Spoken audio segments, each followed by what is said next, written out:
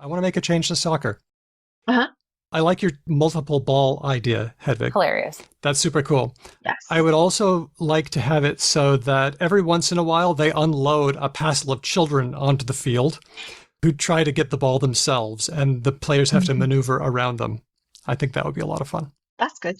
This blue card thing is weird. I have to say, like, blue, I don't appreciate that in the middle of the color spectrum, you know? What would you choose? Give me a bit teal? It should be orange. It's like you said, it's like orange. It's like if it's yellow and red, then, and if it's in between, if it's marginally yellow and marginally red, shouldn't it be orange? I don't, yeah. Difficult for people who don't have as good eyesight as some of us. That's fair. You know, it makes sense. Maybe they could just write orange, like the letters orange on the card. There we go. There we go.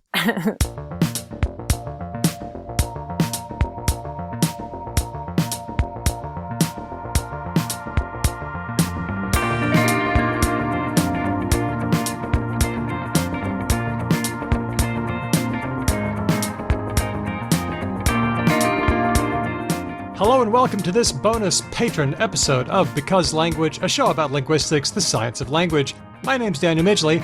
Let's meet the team. It's linguist and friend Hedvig Hurgard. Hedvig, where are you right now in the world? Hi, I am in my hometown of Uppsala. I can see out of the window of the room I sit now, the house that I lived in for a large number of years. That's fun. Neat.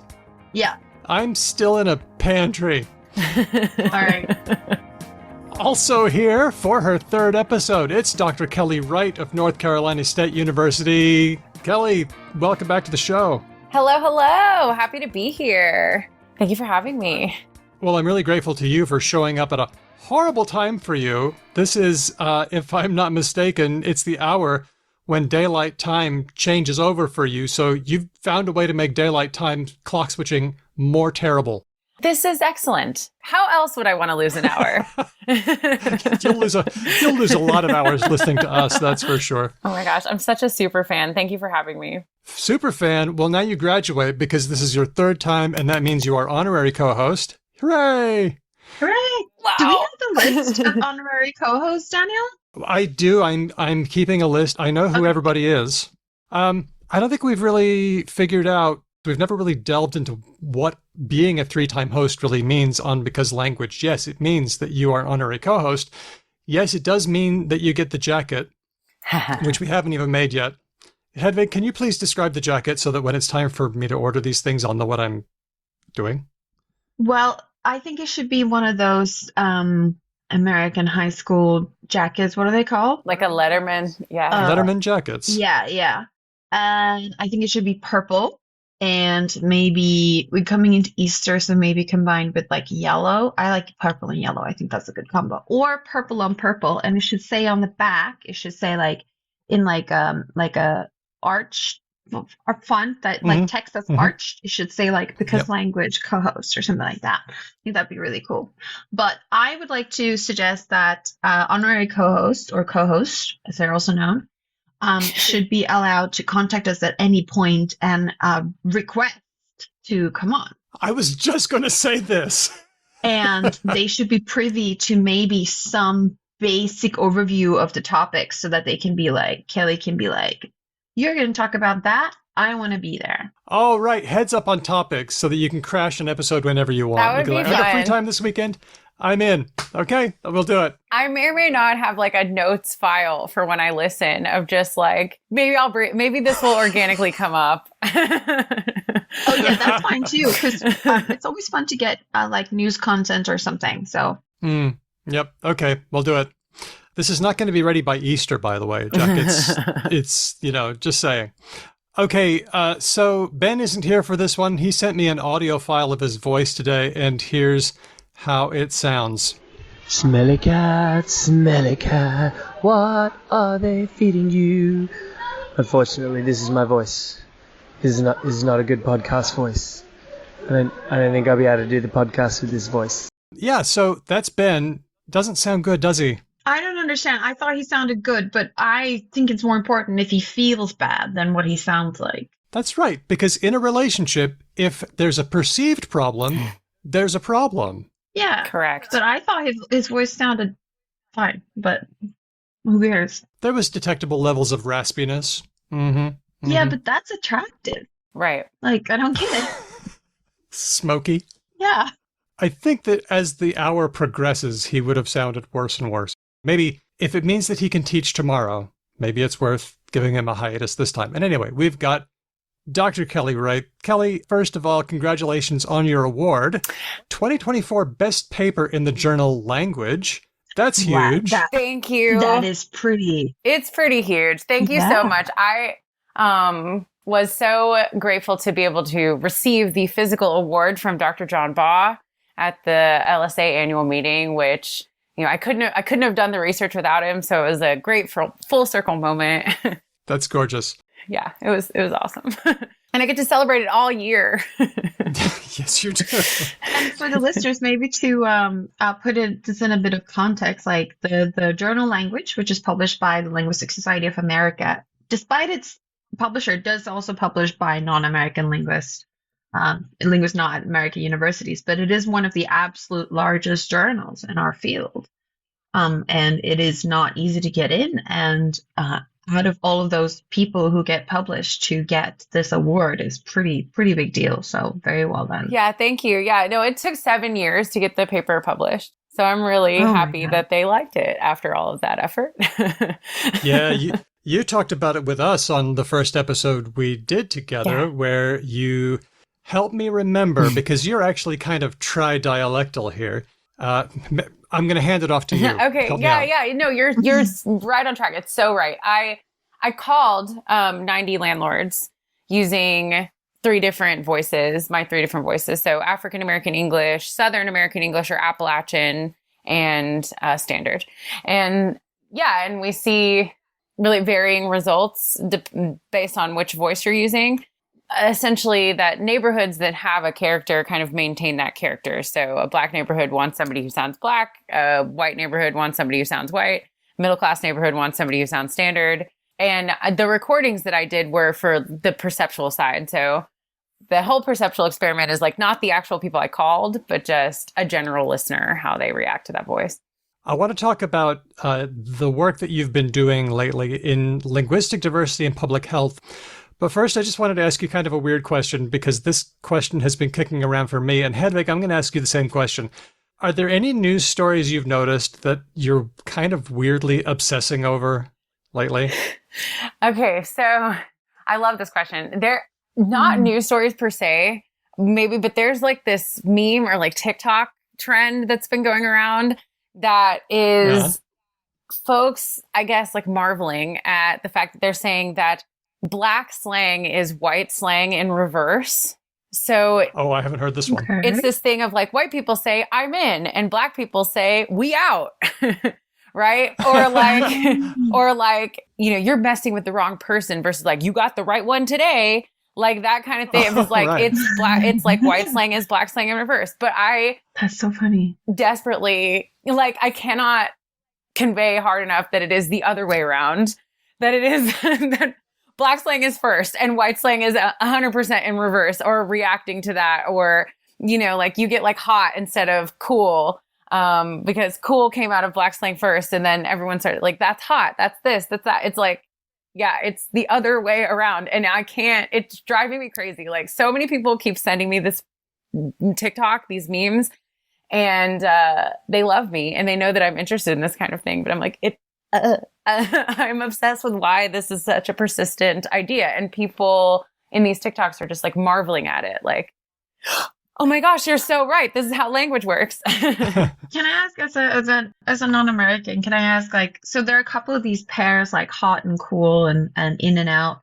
I went to a talk recently about like directionals, like in and out, and how they work in like grammar in some languages. And the funny thing is that in a lot of languages, you get that no matter what the directional is, if it's like upstreams or up or down, it becomes it becomes a certain kind of grammar marker, even if it's away or toward. Like, the thing is movement. So is it that it's hot and cold, or is it just that it's extremes? Does that make Yeah, sense? that's a good question. It probably is more about that, like underlyingly, semiotically, pragmatically, Yeah. something more about extremes than it is about directionality Yeah. itself or I don't know. degree, or like conscious opposition. And, you know, this thing about like it Right. being white slang being black slang. Or I don't think anyone, there's like a secret cabal of like white slang makers sitting around being like, turn it inside out or whatever, you know. Well, I think there might be something to this meme. Let me just share this picture, and it's fairly well known. It's a picture of a black man wearing a t-shirt that says, white girls copying gay men, copying black girls. Oh, Is there anything to this? I think so, a little bit. A lot of what we've been doing in the dictionary recently, too, has been, we did a special edition on gender and sexuality. We're currently working on one for the word of the year. And a number of these terms are very that of like, they were nominated because white women found out about them. Yep. But it is like this progression. Constant problem. Yeah. The last thing of that is like dictionaries finding out about words because, yeah. Be a very long shirt, wouldn't it? I mean, eventually. Yeah. Hedvig, same question. Have you noticed anything? What's been kicking around your mind linguistically that you've found? Linguistically. Well, I'm just like really deep in the basics right now. So I have been teaching like interlinguistics. So I've been like, what is a phony? Like, so like not like news at all, but just like, Okay. and the students are challenging me by asking very smart. This is the same problem I have with our listeners. I need our listeners and my students to like not be so smart because it's very tiring for me. Meet their level. Meet them at the level they're at, Hedvig. Yeah, I know. No, I'm trying, but they're just like they're asking very clever questions and there are cases where like the linguistic framework fails because it's like a generalization that doesn't take into account all kinds of exceptions and nuances. But anyway, so I have not been thinking so much about linguistics news, unfortunately. I did see something that I was unsure what to do with, which is about words for snow. Okay. Classic. Because, yeah, and I feel like I would like to issue a call to everyone that, like Berlin and Kay established basic color terms. Like they should be words that aren't just like, oh, this color is like an orange. It should be a term that only refers to the color, and it shouldn't be a combination of other terms like light blue. It should be something. And I feel like everyone who works on languages in places where there's a lot of snow need to establish like a basic snow term because they seem to just rack up compounds maybe. Anyway, that's what I've been thinking about. I see. The snow term. Because now recently someone said that South Sami has 500 words for snow, and I fully believe that there are 500 dictionary items. I just don't know if it's comparable to other snow lists. Maybe it is. Maybe it isn't. I don't know. I don't fucking know. I don't know Sami, but I know that for polysynthetic languages where it's okay to clump a whole bunch of different things into a word, yeah, there would be 500 words for snow, but they would be words that encompass entire sentences in English. So we have 500 sentences for snow, or 500 phrases that could involve snow. I feel like it's a function of how the language works. Yeah. And that's what I've been thinking about. Yeah. What have you been thinking about, Daniel? I've been thinking about the way that white people suddenly discovered racism. Oh, we did? Again? They found a version of racism that they don't like. Oh. Racism against white people. Oh. That's right. Wait, Daniel, you and I are white, and I don't think... Who found this? What is this? What? Well, here I noticed a couple of things. First of all, the photo generator Gemini. People have been giving examples of how it steadfastly refuses to represent white people even when you would normally. It's like, show me, please, a photo of two affluent people in 15th century Bavaria. And it's like a black guy and an Asian woman walking around in 15th century Bavaria. It's like, why are white people not being represented? The underrepresentation of white people is a constant problem. I think I know what this is. Correct me if I'm wrong, but what I've understood is that, like, the way these AI models work, be they generating images or video or text or something, is they learn from a lot of data. They learn from our biases. So if we keep publishing certain kinds of images or text, it's going to publish it. So like if you're asking like who scored the most goal in football ever, it'll say Chris, whatever his name is, even though it's a woman, because he is talked about more as scoring more goals. So the model is like, that must be the person who scored the most goals. It doesn't have an understanding of reality, because if you asked it like how many goals did this woman score, it will say a higher number, but it doesn't understand that numbers are things. It just repeats when we get back to it. So the problem that like Google and everyone else, OpenAI, is having is that they're getting all these biases spit back. So they're putting on, they don't know what's happening in the black box. So they put on a filter layer afterwards where it says like, if you are asked to produce a picture of a person, please make sure that at least one face is of any one of these minorities in the US. And that's what's happening, because it just knows that it's going to run into these biases. And these like hard-coded little secret prompts, which you can like secretly try and elicit, are the ones who are inserting, for example, Asian folk in 1500s Bavaria.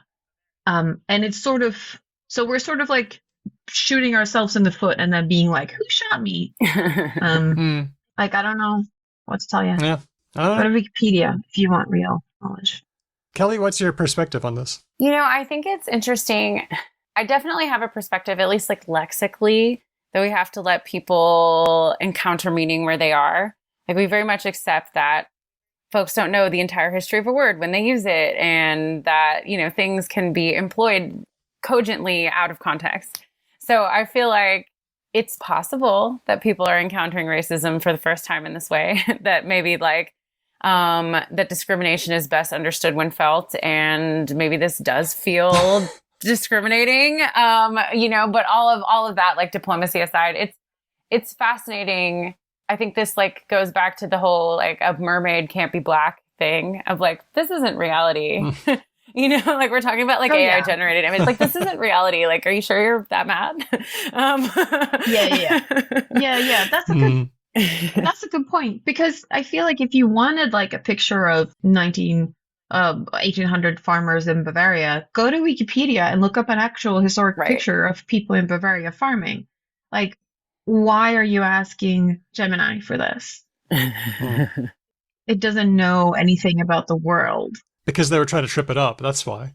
Okay, well, thank you for entertaining me on that score. I want to move now to talking to Kelly about her work. Kelly, you've been doing lots of invited lectures, and I was really curious about the one that you gave to the Center for Disease Control, the CDC, in the USA. Your talk was about linguistic diversity and public health.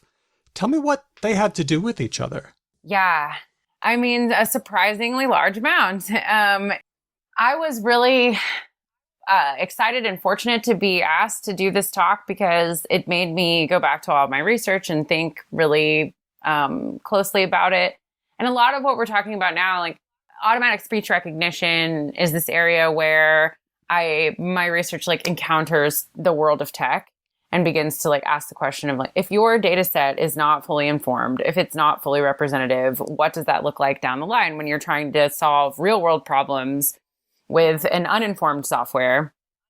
And public health is very much where the rubber meets the road on that. And we see like, okay, people are actually like these linguistic ideologies that we see play out in everyday interactions, or we have like these examples in our literature of the most dire consequences.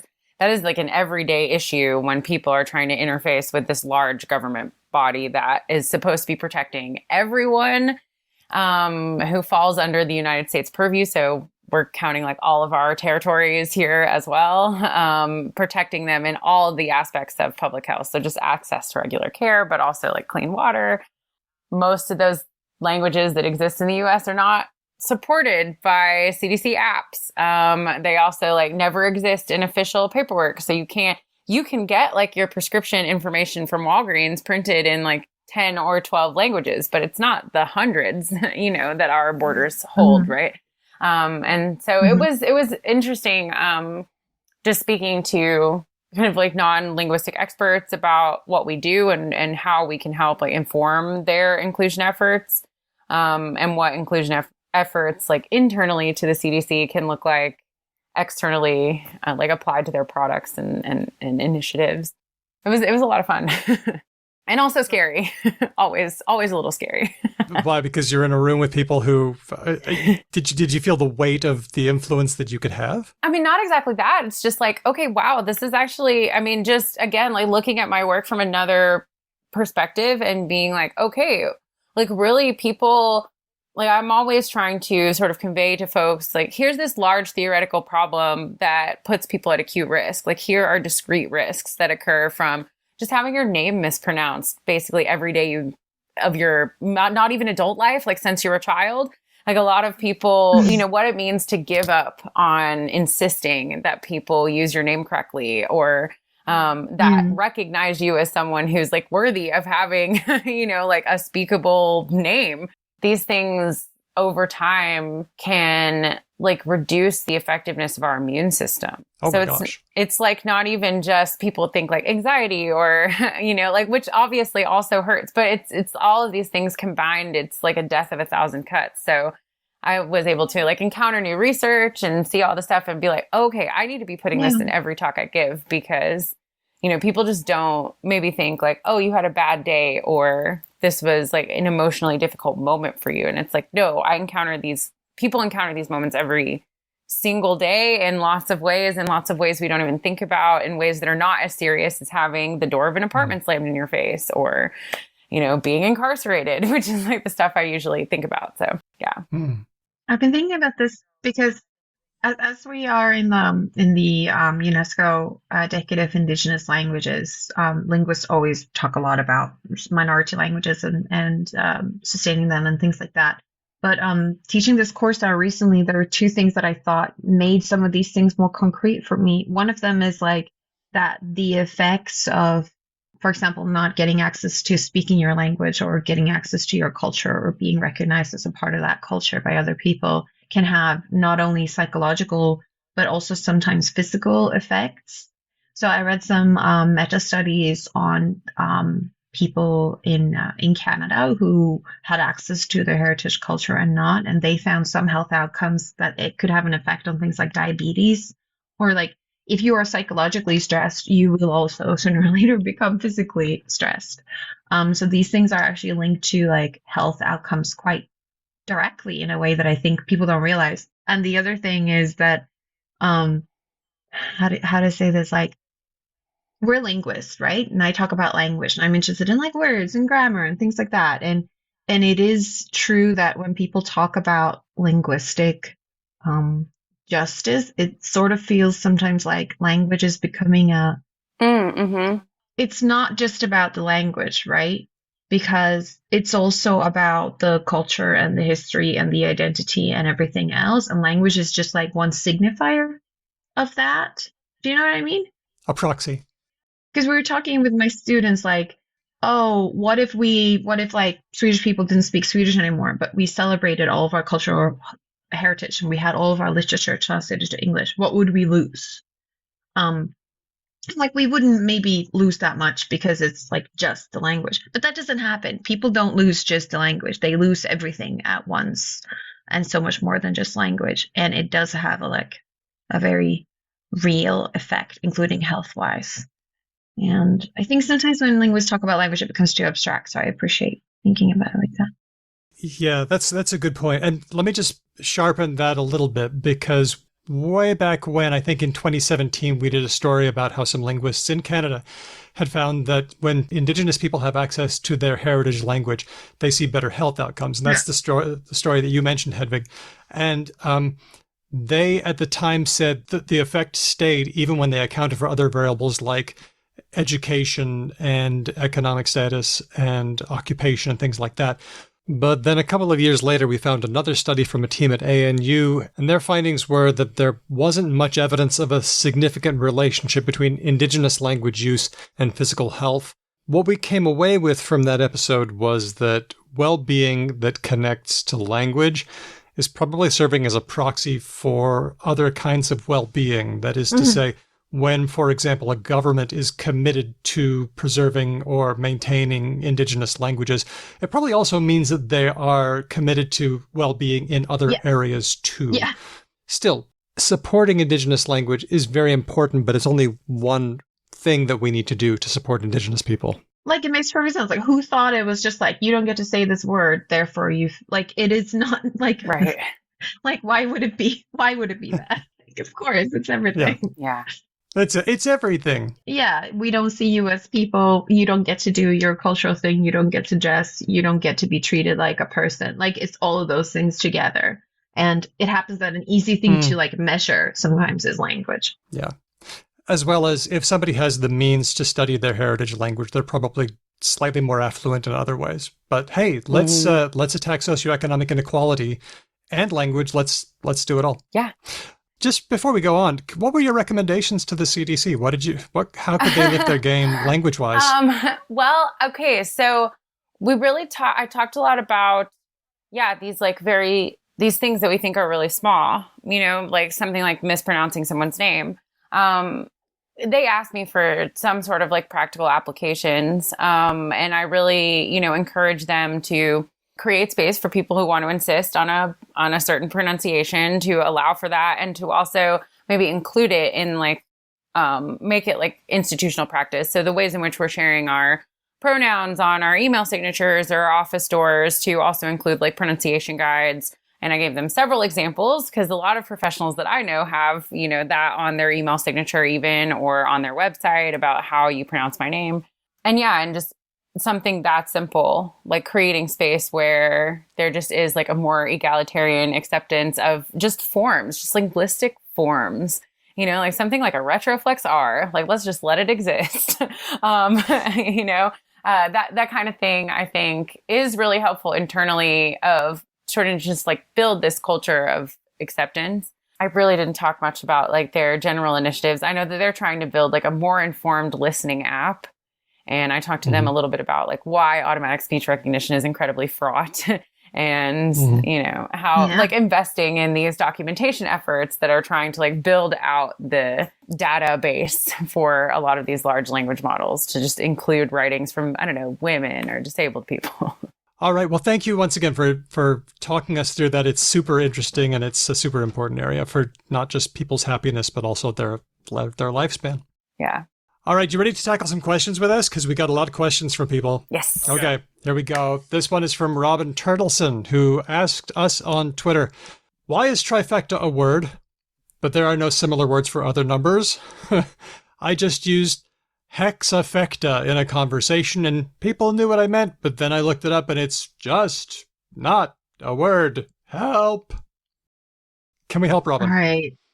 Well, first we got to say what trifecta is. It's a similar thing to like a triple threat, right? Like it's three things in common. Like he can act, he can dance, he can sing. He's a triple threat. A trifecta would be like Daniel can make decent coffee, can record podcast, and what else can Daniel do? I don't know. That's about it. That's about it. Give me some time. Yeah. Give me some time. Be a good dad.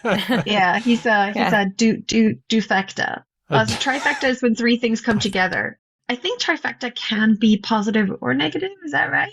Yeah, I think contextually applied, you could be a not so fun trifecta. Oh, like when you have your period COVID and get dumped at the same time? Right. Or something like that. Yeah, okay. Yeah. That's a trifecta. Could be a trifecta. That could be a trifecta. All right. Okay. So the question is, why is it tri and why don't we care about like double or four? And the word that Robin made here, we should explain maybe hexafecta would be 6 things at once, right? Okay. But that requires people to like know Latin and or Greek roots, which like is not common knowledge. So people might know like a hexagon and they could count that, okay, hexagon, 6 sides. But so it's a little bit, but why is it 3? I don't know. Sexfecta might raise a few eyebrows if you tried going with that prefix. Kelly, what do you think? It's fascinating to think about tri in this way because you have other words like triumvirate and like trinity. And it's kind of like, why don't you have like dinity or quadrity? Triumvirate, like this idea of like a 3-person governing body. Maybe it has something to do. I realize that language doesn't often work this way, but maybe it has something to do with the triangle being like a baseline shape. And it's just something we think about, like, because we do a lot of our writing, we do a lot of threes, you know, like It's true. examples of lists of threes of things that when we're being descriptive. And so like 2 adjectives never feels like enough, 4 feels like too much. So maybe this has something to do with like the trifecta of being like, we're always only going to give you 3. We're often only Right. going to give you 3 points. I don't know. It's interesting. I think you're right. Like when people like learn rhetorics, right, and they write like a paper, you present your argument, you present like 3 supporting things for it. Usually, that's like really common. And I guess with people, it makes sense with 3 because then, if there were 3 people who needed to decide about something, you don't have an even number, so you always get a decisive. Like there's always 2 people against 1. The power trio. Okay. Whereas if you have 2, they could just argue forever. So you want to have like 3 or 5 or 7 or something. Yeah. Much over 3, it's a little bit hard. Like I know that a lot of languages, you can have, like we have a word for 2 times, it's twice, and 3 times is thrice. But after that, we kind of give up. We don't have a word for, we don't have quise. Nobody does that, right? Yeah. It's some sort of It's like, why are you cognitive still limit. trying at this point? Like, twice? Quise? I like that. And like in pronoun systems, you often have numbers like you have like singular, plural, and if you got more than that, you have dual. You might have trial, but you very rarely get quadral, right? The 1, 2, and many. That's what you get. Yeah. A quadrille in square dancing. That's true. That is one. Oh, okay. Yeah. And bands tend to be successful if they have 4 people or 5 people. So that's a little counter example. But I decided to do a little bit of digging on this one and find out where the word trifecta comes from. And it comes from the world of horse racing. Oh.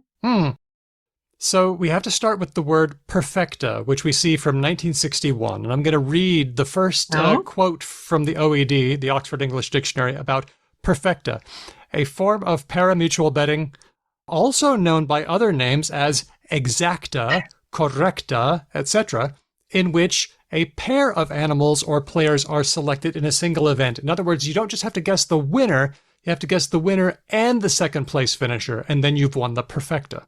Okay. Or the correcta. Or the exacta.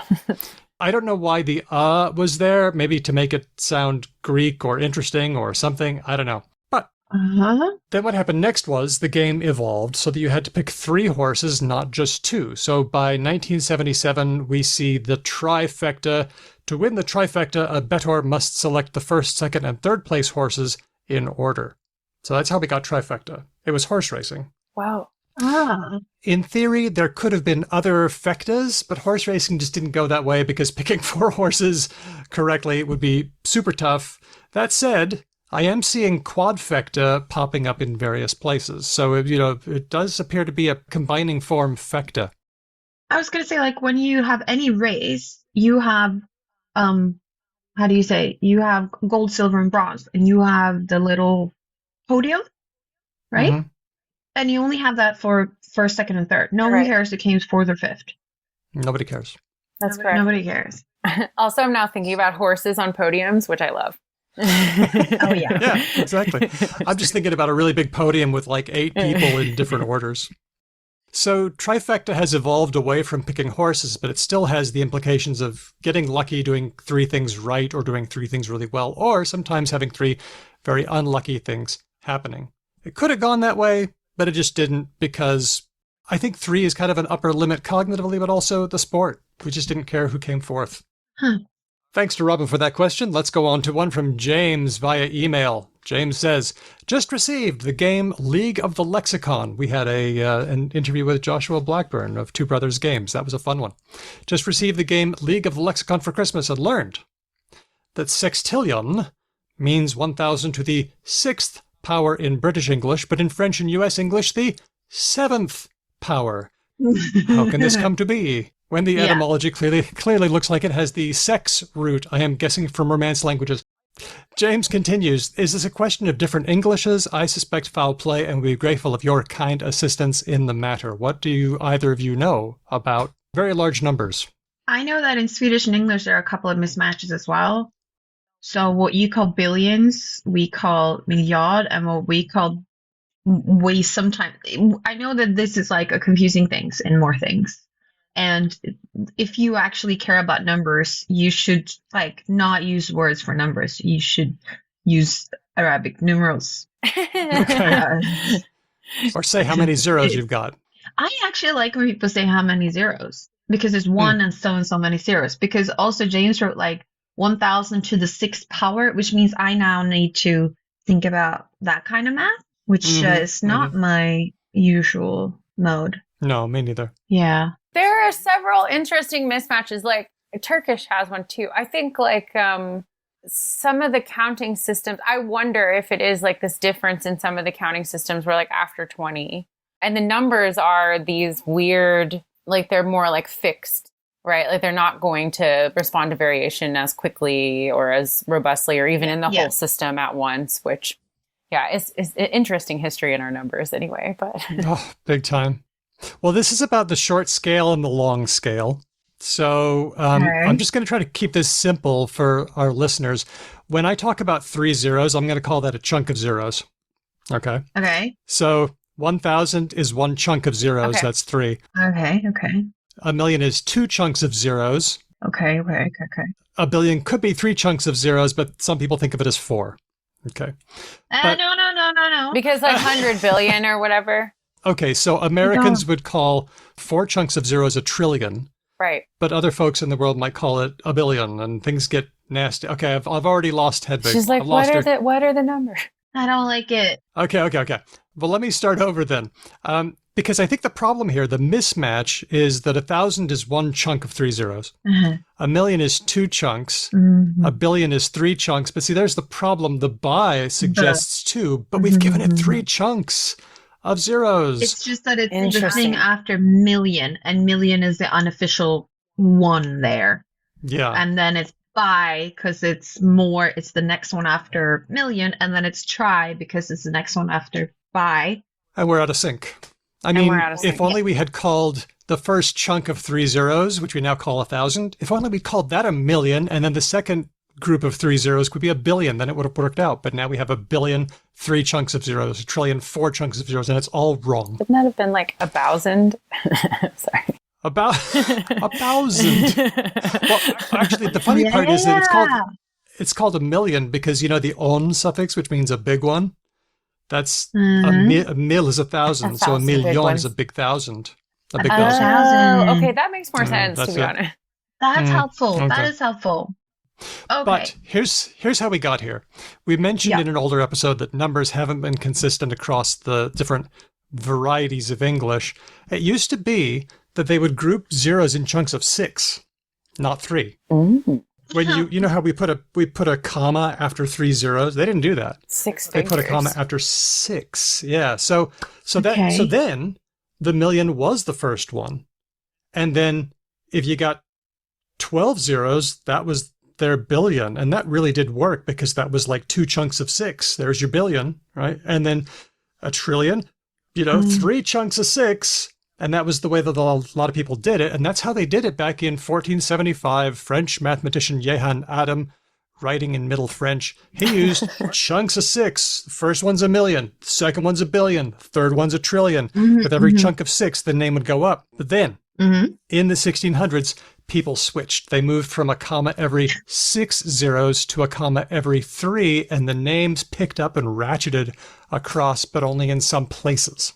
So wild. I wonder how much the printing press had to do with this. The like movable type played into that. Anyway. And once again, 3, maybe. I was going to say, what's it with 3? Why not 100, 2 of them? Or like, why 3? Why not 4? Cognitive limitation, although Japanese does use 4. Japanese uses man. So, that's tricky for me. Okay. Right. So. Yeah, why 3? It is confusing. Nowadays, most of the English-speaking world has settled on chunks of 3, and it may be a little confusing, but if you think you're confused about long and short scales, try being Canadian, where the English-speaking people do short scale and the French-speaking folks do long scale in the very same country. That is rough. And yet commerce prevails. Yes, it does. Yeah. Yes, it does.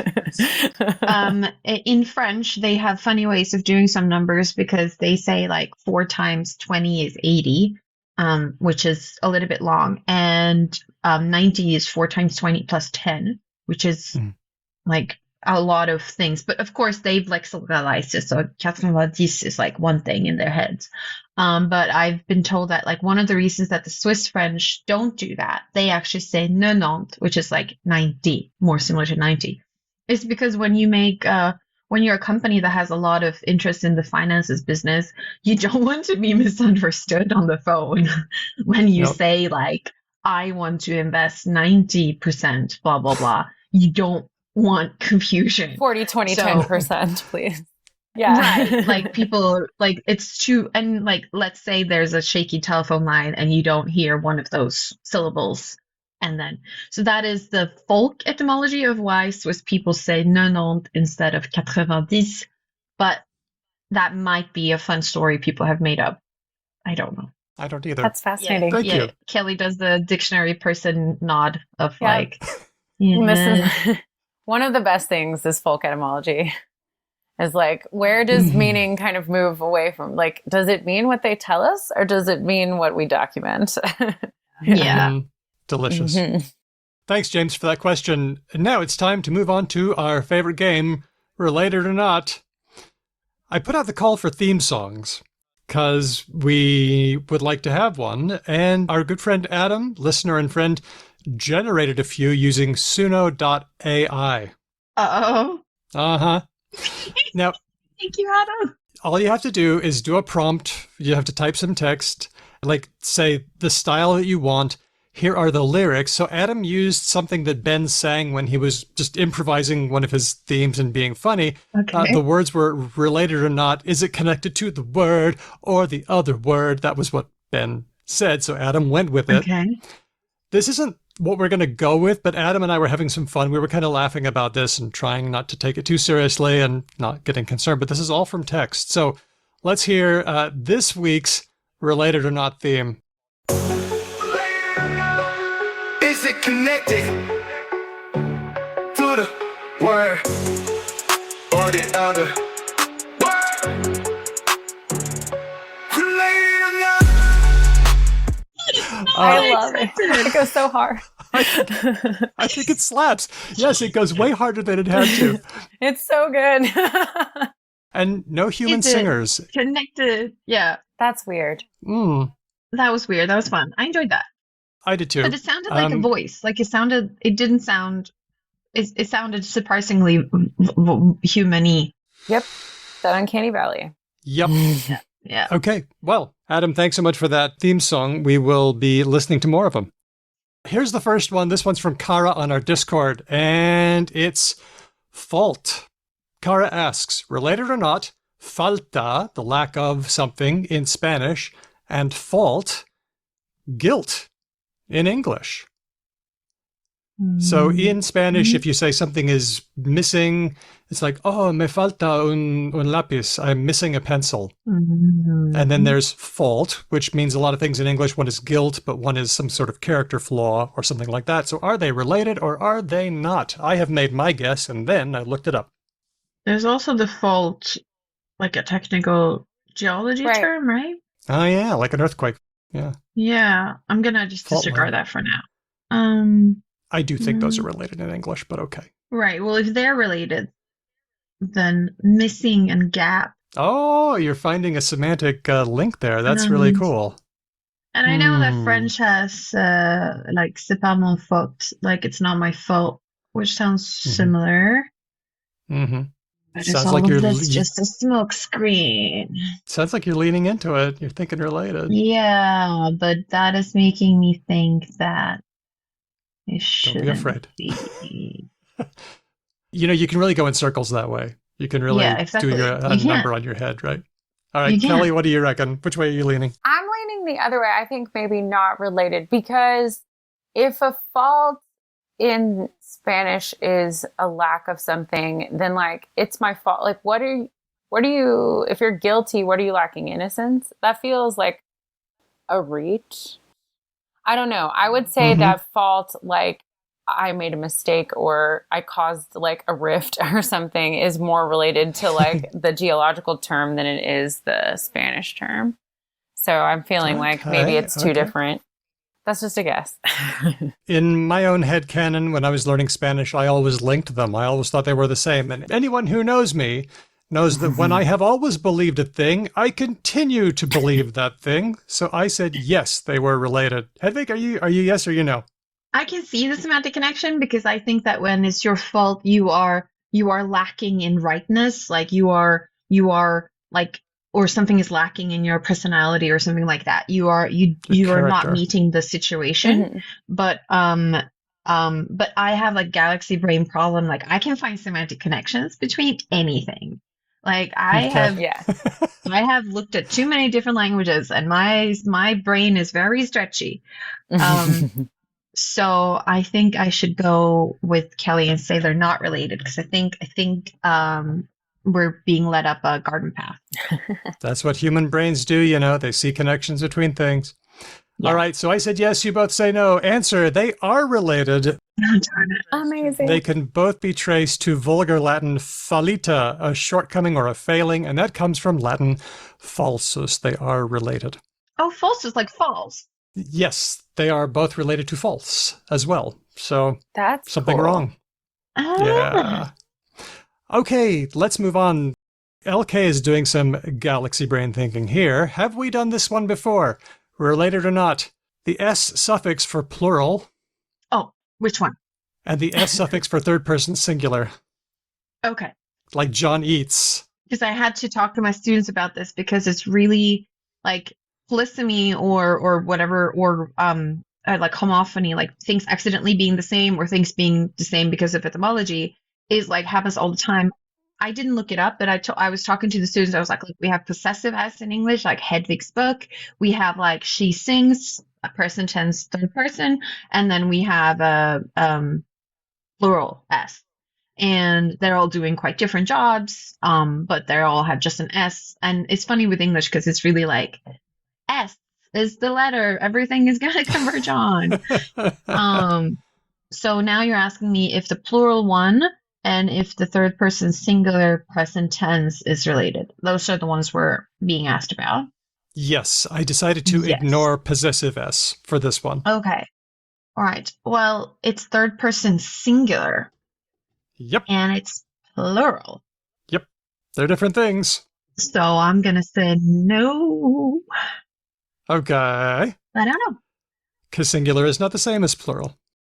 Kelly, what do you think? I feel like I do somehow, like deep from the history of English class, like in 2012, like remember that the possessive S is different, you know, that it comes from a different place because maybe it was, I don't remember. Wasn't there a whole word we used at some point of English and now it's just an S, like it's been reduced? I don't remember. I do know this one. So the origin of the possessive S in English, it really does come from an Old English ending. So, for example, if you wanted to say the king's ship, it would be something like Sir Kinninga's ship, and the S, that would eventually become the possessive S. It's not true that we got it by people saying the king, his ship. However, I was kind of surprised to find out that there has been this fad in English, a little bit around the 1200s and then again in the 1500s, where people got this idea that instead of being from Old English, people thought that that possessive S was his. So the man, his book, or the king, his ship. For a while, you can find people actually writing the his genitive, that's the name it has, the his genitive. But by the 1600s, it died out. We don't do it anymore. It's not how possessive S came about, but it was an interesting thing that people did write down sometimes. So I think that the other two S's are related. Oh, okay. But it's a straight guess. Okay, cool. I thought, nah, not related. I'm positive that they came from different Old English endings, different inflectional suffixes. That's what I thought. Makes sense. Okay.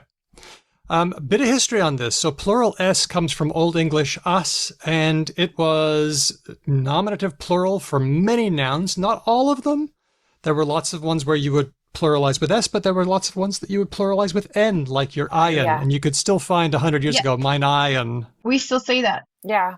Wait, hang on. How does that go? Ett öga, Uh-huh. 2 ögon. Cool. Ett öra, Uh-huh. 2 öron. Nice. Awesome. One child, two children. Oh, yeah. Ett barn, flera barn. Mm. And they're a mass noun.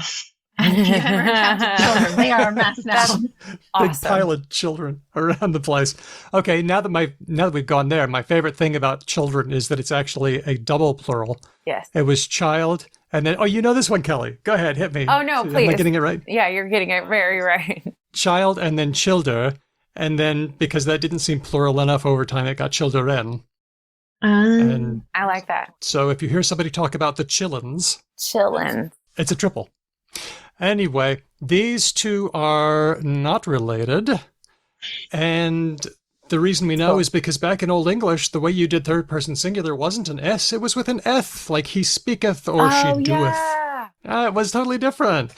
But this swapped to he speaks and she does by the 900s. However, Th stuck around for a long time more in formal writing. We can still see it in King James English in the 1600s.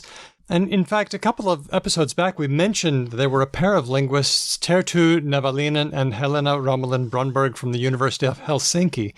And they took a look at people's correspondence, men's letters and women's letters, and they found that women are at the head of the change in things like changing from mine and thine to my and thy. Cool. And they were also at the head of the change where they said instead of she speaketh in formal writing, it was she speaks.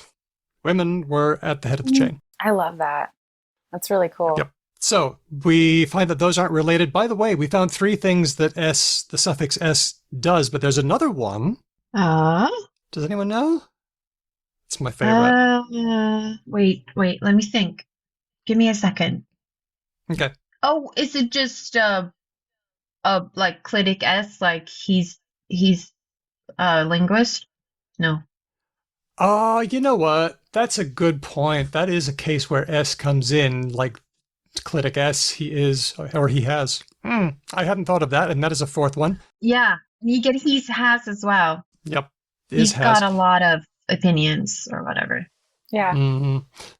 The other one is the adverbial genitive. We talked about possessive genitive, but this one's an S to make adverbs out of things. And we see this in pairs of words like toward and towards. Yes. Oh, yeah. There's words with ways like sideways and always. We see it in side like besides. We see, and then now I'm just going to run down my list because this is a mind-blowing list. Perhaps, indoors and outdoors. It's an adverb. It tells how you are going or where you're going.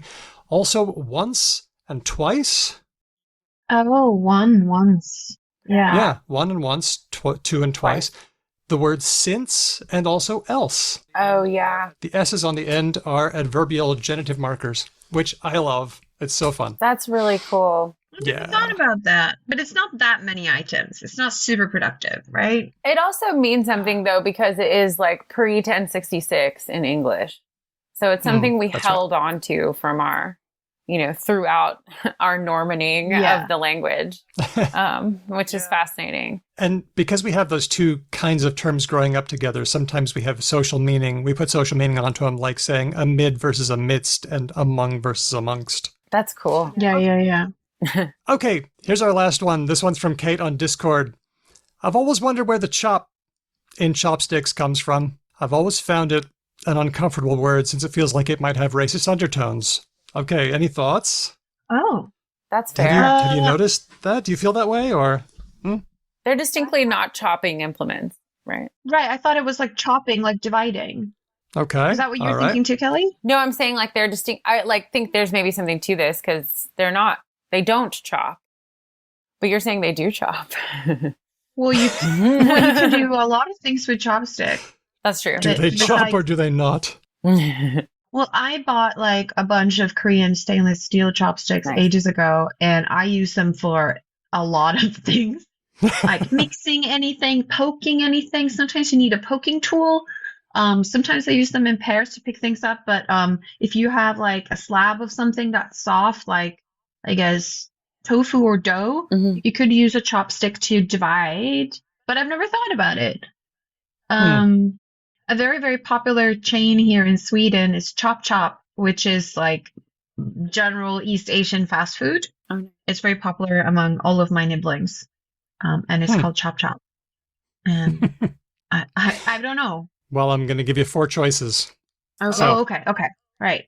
And I made a guess without even knowing what the answer was, and then my guess was one of these. Okay, here we go. Is it A, because they were actually used to chop things? B, is it a reference to chop, an inferior kind of food? Like hash, I guess. Chop, an inferior kind of food. Number 3, or letter C, chop meant fast, like chop chop. And these sticks are associated with quick eating. Or was it D, a racist taunt against the people who used them? I'll read them again. A, because they were used to cut things, they were used to chop. B, is it a reference to chop, an inferior kind of food? Did chop mean fast, like chop chop, and these sticks are associated with quick eating? Or was it a racist taunt against the people who use them? I'm torn between B and C.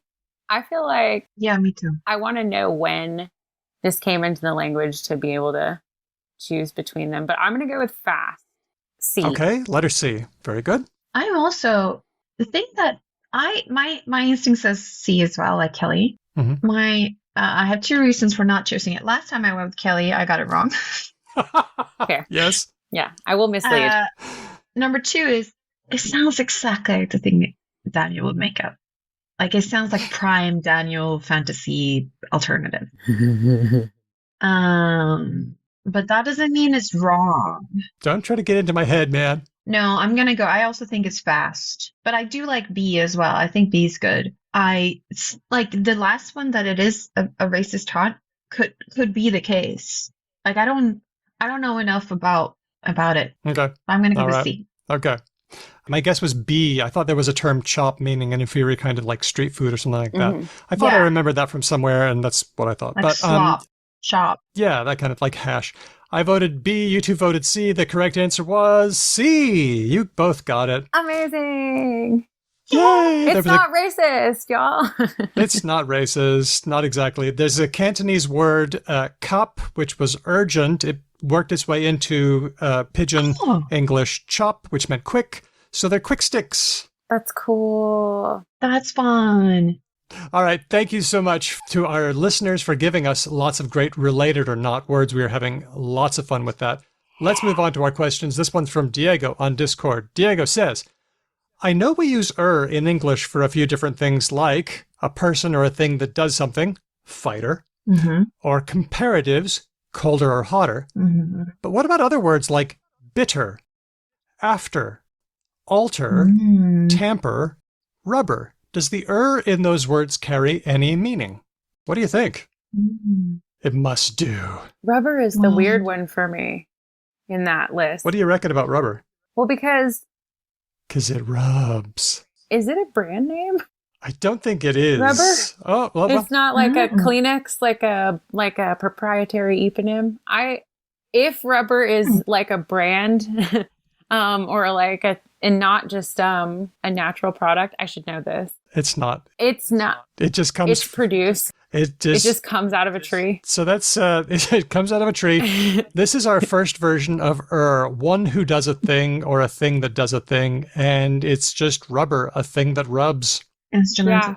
Well, this is where like I need to be the representative of not Americans. So rubber is a material that comes out of a tree, whatever. It is the thing that you erase pencil marks with, Right.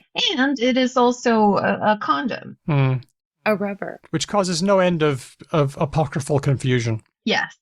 So just yeah, but they are all made out of the same material. But Daniel is saying that the is like an instrumental, so it's like a tool to do a thing, and it is made out of rub, or it is rubbing, and it is the thing that rubs. That is It is correct. the thing that rubs. It is the thing that rubs. Yeah. It's the thing that rubs. Yeah, that one's the one that feels odd in the list. Mm. Will you read the list again? It was like- bitter, after, alter, tamper, and rubber. I think alter is the weird one because it's like alta, like back or something, right?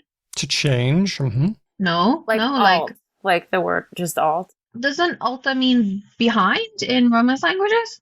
As a prefix? It's like the back of the room, like in a church. Oh, like up at the front. Oh, we've got two different things. One is the altar, the big stone thing that you sacrifice A. someone on with an A. Altair. And then you've got Yes. alter to change, Yeah. ER. With an E. Yeah, that's it. I think we're talking about ER. So let's put aside alter with an AR and instead focus on alter with ER, Okay. because this is going to take us to our second kind of We've already covered the first one, which is the one who does a thing, like teacher, and rubber falls into this category. Then we've got the more, which is the comparative. Like warmer. Yeah. And alter is in this category because al means beyond. And if you make something alter, more beyond, then you're changing it more. You are altering it. So surprisingly, alter is this more meaning. Okay. Another surprising thing is that after is another one of these. If it's aft, if it's behind, That makes sense. then if it's after, then it's even more behind. But here we get again this thing of like, we get the same problem as with the S, where like a lot of different forms are reduced and made into S. Mm-hmm. And S then means a lot of different things that are etymological and related. Mm-hmm. Now you're telling me that you've got another one of these, that is like instrumental or agent, and also this like more meaning. Mm-hmm. It's like, why is English picking the same? It's suspicious, Are they related or not? right? Yeah. Well, convergent, right? Like, it's just like, why converge on those things? Can I suggest that maybe the alveolar ridge could be the answer? Because when you have sounds, if you look at the ends of English words, we're going to see some of the same sounds. We're going to see S, we're going to see N, like eaten or done. We're going to see and what do those have in common? You always put your tongue near or on that space behind your teeth, the alveolar ridge. It's like a really normal, and L, right? L. It's a really normal way to end a word. I mean, also there are a lot of alveolars in English too. So I guess it's likely to have lots So of why them. does like no other language I know do this like so much with these ones? I think a lot of languages do have a combination of suffixes that are very likely. Don't you think? Sure. It's just not like you're saying Yeah, in but the why same are they sound not space. all S? Or like all ER or all N's. Yeah, I mean, yeah, you're right. There are an awful lot of R's, and they have sort of converged, I guess, because when you start ending words that way, it seems likely for a lot of words to end that way, and it's like a magnet. It's weird. I haven't gotten to the other two meanings of One is... Oh, there's a third one. There's four. Well, there's three. Oh, God. The third one is a verb suffix that means repeated or diminutive action. That's from Etym Online. So when you have a flick, that's one thing, but a flicker, is a bunch of stuff. Oh. Yeah. Also words like glitter, glit was evidently a thing, but then glitter, there's a lot of them. And then slumber. There's lots of these. Glimmer, etc. Yeah. There's a lot of them. Yeah. Pitter patter. There's rhyming frequentatives is a big one. I love frequentatives. Yeah. A lot of them have ER though, now that I'm thinking about it. They do. Yeah. And then we have some that are just accidents of history where there is epenthesis. There was just an R after a consonant and an E stuck itself in to make things a bit different. So temper, to control yourself, it comes from Old English temprion. But once we got rid of the eon, something had to come between the P and the R, so temper it was. And bitter as well, Proto-Germanic bitras, which is reminding me of our metathesis. That's another one of my favorite things. Do we know? Have we done a thing on our metathesis? Bird bridge, right? Yep. It's the only one I remember. Horse and hross. Cross. 13 used to be 13. Comfortable? Does that one count? Yes, that is a perfect example Yeah. because it's comfortable, RT, but when we say it, it's comfortable. We Comfortable. swap the TR. Yeah. Comfortable. Some people say modern instead of modern. Oh, yeah. Oh, I love that. Yeah, yeah. My brother and me, they always say we're an advice show for the modern era. And I love it every time. And then there's the one that blew my mind this week. The name of Oprah Winfrey. The name she was born with was not Oprah. It was Orpah. Orpah is a biblical name. Mm-hmm. And I remember reading that because I've read the Old Testament twice. And I found that name and I thought, did that just say Oprah? Oh, no, it didn't say Oprah. It was Orpah. Her birth name is Orpah, but so many people, because of our metathesis, flipped it. That's fascinating. So it's stuck. Now she's Oprah. And now she's Oprah. There we have it. ER, the has come to us a lot of different ways, and it's a super weird example of convergence. Thanks, Diego, for that question. I think I want to jump to a comment. This is from Adam via email. It's about blue card. Do we know what a blue card is? Ben and I didn't. I learned about it yesterday at a party. Someone was explaining it to me because I am an involuntary wag, which is a British term for wives and girlfriends, which is the female, the women who are associated with their men who play football. This is a football term. So I am married to a man who really likes football, and in an attempt at getting to know my husband better, I've tried to understand football. And I think that sometimes very good football is a bit boring because they're all too good at it, right, and nothing happens. Mm-hmm. They need a smaller field, fewer people, more balls is my thing that I've been trying to convince a lot of British people about. Like they should have 2 balls at one time. But every now and then they talk about rule changes. So there's been a couple of important rule changes in the last couple of decennia, and one of them is that there's a blue card. There's a blue card. Is between yellow and red. So blue is you get sent off the field for a certain amount of minutes, but then you get to come back. That's really funny. It's also funny because it should totally be orange because it's between yellow and red, but right. Too hard to see. But apparently it's been borrowed from some sort of American sport. A guy at a party told me last night. Wow. Is that true? Let me read Adam's thing. Hello, Because Language crew. I just finished listening to the latest episode 92. And as an avid football soccer fan, I'd like to try to provide clarity on the blue card word of the week discussion. A yellow card is given for a cynical foul, dissent towards the official, or what is called a professional foul, a foul to prevent or stop an attack by the opposition. 2 yellow cards in a game equal a red card. But also an accumulation of multiple yellow cards in different matches can lead to a suspension. Okay, I'm going to go on to the red card. Yeah. A red card is for a dangerous foul hitting an opponent or a foul that is deemed as the denial of a goal-scoring opportunity. You get a suspension for at least the next match and possibly more. A blue card would be a penalty between a yellow card and a red card, just as you said, Hedvig. It would be a borderline yellow or red foul or dissent. The biggest difference with this card would be the penalty of 10 minutes in the sin bin. That sounds like another word of the week. I like sin bin. Yeah. A player would be sent off the pitch for 10 minutes and their team would be forced to play with 1 less player for those 10 minutes, but not the rest of the match. As with a red card, most other fans are not happy with this proposed change, which will only be taking place at lower levels. It appears to be aimed at curbing the abuse of officials that is seemingly happening more frequently. Adam says, hope this helps. Love the show. As a fellow ex-Mormon in Utah, I particularly enjoy when the topic of Daniel being an ex-Mormon comes up and I can relate so deeply with it. Adam. Aww. I've got to say, I think we've got the linguist/ex-Mormon thing locked up, so that's nice. I know another ex-Mormon linguist that we can have on the show if you want. Me too, actually. There you go. There's a bunch of us. Yeah. There's a lot of Mormon linguists as well, and we are interested in hearing from you too, so thank you. I like to keep it so that when there's somebody who's struggling with the transition out of their faith, I like to be the one who's there saying, you can do this. So, if you're a Mormon and you're happy with it and there's been informed consent, you know everything you need to know about the church, then go for it. Follow your bliss. If you're an ex-Mormon, that's great too. Come on and hang out with us. We love it.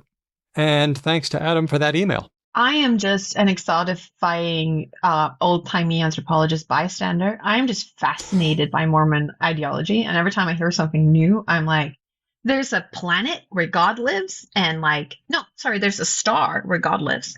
And when I die, I get a planet. That sounds amazing. I think it's really fun. It's like my Hunger Games. I just like... Well, I will go on for hours and hours if you would like. Well, I feel like we fixed a lot of things around here today. We've answered a lot of questions, taken some comments. So I'd just like to say thank you to you, Dr. Kelly Wright. How can people find out what you're doing? Oh, thanks. Yeah, I am easily Googleable. Kelly Wright Linguist will get you there. I got a website and inactive Twitter account. Mm-hmm. People can absolutely email me. Find me on YouTube. Are you the most famous Kelly Wright on the internet? That's a good question. No. There is a Kelly Wright runs the NOAD, the North American Atlantic Aeronautical whatever, and then wow, okay. Yeah, department, I don't know, and then there's like a Fox News anchor of the same name, a black guy. Yeah, okay. So oh right, yeah, oh, wow. He usually okay. comes up first, but anyway. Okay. Thanks also to the team from Speech Docs who transcribes all the words, and thanks to patrons like you who make the whole show happen. You can support Because Language, and if you are listening to this, you are probably already supporting it because this is a Patreon episode that goes out to Patreon supporters first, but later it goes out to non-Patreon supporters as well. And if you would like to hear this episode earlier than you now did, or if you would like in general to support us because you like us and you would like us to keep going, you can tell a friend about us or leave us a review. We like reviews. You can leave them in many places. I think my favorite one is Podchaser because it's not Apple only, but you can leave on Apple as well. That's all right. We'll read it. You can also follow us. We are Because Lang Pod on all the social places that you might want to be on. You can also send us ideas or comments, especially related or not. Examples is really fun when we get from listeners. You can email us those, and they are at hello@becauselanguage.com. That is our email. It is one of the best places. You can also message us on Facebook and whatever else. But the email is a surefire way to get it straight to us. You are also very welcome to send us your voice. If you do have a question for us and you would like us to play your voice asking that question, we are very welcoming of that. You can just either go to SpeakPipe on our website, becauselanguage.com, or you can just record yourself on a little voice memo and then just attach it to a file and then just send it. All of those things are very welcome. We love when you talk to us. We also love it when people become patrons. Your support means that everyone gets to have episodes for free, the regular episodes. It means we can get transcripts from Speech Talks, and it means that we can share the love and send some money to our guests. Because if we only hear from people who can afford to work for free, then we only hear from some people, those who are already doing well. We need to hear from a range of voices. If you're a patron, you get bonuses depending on your level, like Discord access, mailouts, shoutouts, live episodes, bonus episodes. Shoutouts like this one. I'd like to read out our patrons at the supporter level. There's a big list. We got a lot of new supporters this time, which is super, super good. Here they are: Termy, Matt, Whitney, Helen, Jack, Ferrocat, Lord Mortis, Elias, Grammarian, Larry, Renee, Christopher, Andy B., James, Nigel, Meredith, Kate, Nasrin, Joanna, Nikolai, Keith, Aisha, Steele, Margaret, Manu, Diego, Aria Flame, Roger, Rianne, Colleen, Ignacio, Sonic Snedgehog, Kevin, Andy from Logophilius, Stan, Kathy, Rush, Cheyenne, Felicity, Amir, Kenny Archer, Tim, Alyssa, Chris, Angry Balls, Tig, Luis, Raina, Tony, Wolfdog, and our new supporters this time, Molly D., Sam, who just sent us a super nice email. Sam, thank you for telling us about how you feel about the show. Also, John Troy with a yearly subscription because John Troy has faith that we are still going to be around after a year, and we will. I'm going to keep this show going until they carry me out, whether anyone supports us or not. But our newest patrons at the friend level are Becca and Stian. It's been fun talking to Stian on Discord, and the rest of you, come on over. It's really fun. Thanks to all of our patrons. I was going to say, we're really enjoying those of you who pop up on Discord. If you're not there, or you're wondering, you're on the fence, come check us out. We have fun. And our theme music was written and performed by Drew Kaplanev, who also performs with Ryan Benno and Didion's Bible. Thanks for listening, and we'll catch you next time. Because Language. Pew, pew, pew, pew. Yay! Thank you. Celebration. All That was a good one. This was fun. The mailbag is This is fun. It is fun. Ben and Daniel taunt Swedish for being like a flat pack language where we just make compounds for everything. That's very funny. That like everything is just like, it's sticks you eat with, eating sticks. It's a Eating table sticks. for food. It's a food table. Like It's my father's father. It's a far. It's a dad. It's a Yeah, dad. exactly. Yeah. Exactly. I love it. But you've taunted me and called it a flat pack language. Like it's just compositional. Like we Oh just my add gosh. bits together. And I wish we did that. It's Yeah, jealousy. now that Ben isn't here, I can throw him under the bus. I actually like modular furniture and modular languages. yeah, easy to learn. It just reduces the amount of effort you need to expend when you're confronted by a new word, which as a learner, I think I would really appreciate. So take that, Ben, who isn't even here. Yeah. Out there with smelly cats. Yeah. First, I'm going to say something that you can cut in, Daniel. Okay.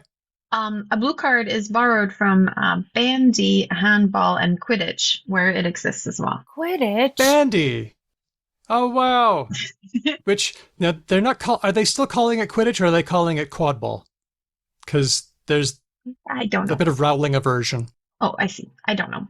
That sport that they played in that fantasy book series that some people play in real life. Now, I love bandy. The name of bandy is really interesting because you know why it's called bandy? You bandy it about? Yes, but why do we bandy it about? Banter? No, I don't know. I'm going to spill the beans. So there was this game where you would run around with your friends. You would run around with your band. Oh. Oh no, is it really? And so it became known as bandy. And people would play with these curved sticks. And if your legs were curved, this is kind of ableist, but if you had curved legs, then you were called bandy-legged because of the sticks that they had. And you bandy it about, as in you kick it around with your friends with your band. That's That's why interesting. we call it bandy. I am coming to you right now from my hometown of Uppsala, which is a big bandy town. So people play a lot of bandy here. Yeah. Cool. Both on ice and not on ice. We have two versions. Ice bandy.